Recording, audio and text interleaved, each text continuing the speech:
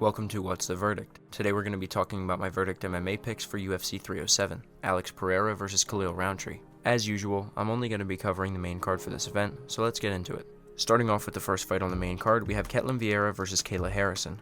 I've been on the Kayla Harrison hype train long before she was in the UFC. Although this is only her second fight in the UFC, she has a wealth of MMA experience that I think will do her very well in this fight. I do think Ketlen Vieira will be a tougher matchup for Kayla Harrison than Holly Holm, but I still think Kayla will be able to get this fight done quick. My verdict pick is a second round submission for Kayla Harrison. On to the next fight, where we have the King of Rio facing Mario Bautista. I absolutely love this matchmaking, and love to see Jose Aldo still competing at the highest level in the UFC. He did retire for a little bit and got some boxing experience, but he really showed where he was at in his last performance. Now, with that said, I do think Mario Bautista is going to be able to take this matchup. I think Mario Bautista has been a dark horse of the bantamweight division for a long time now, and he is a very dangerous prospect. I think he's going to be able to inflict enough damage to slow Jose Aldo down in the second or third round and ultimately get a TKO, but it's really going to be a treat to see Jose Aldo perform once again in the UFC. Next up, we have Kevin Holland versus Roman Dolidze. Kevin Holland is back up at 185, and he's definitely not looking for any easy matchups. Roman Dolidze is a monster for 185. He just recently stepped up to light heavyweight on short notice and didn't even look too small. I think this is going to be a very exciting matchup on the feet, and Kevin Holland is going to be able to point fight his way to a unanimous decision win. And by point fighting, I mean in the Kevin Holland style of point fighting. We all know how exciting that is. Moving on to the co-main event of the evening. I have been giving a lot of praise to Juliana Pena recently, and I'm going to continue doing so. I think her brash attitude towards the MMA media and fellow fighters is great for the division, and I honestly think that this has been Juliana Pena's belt the whole time.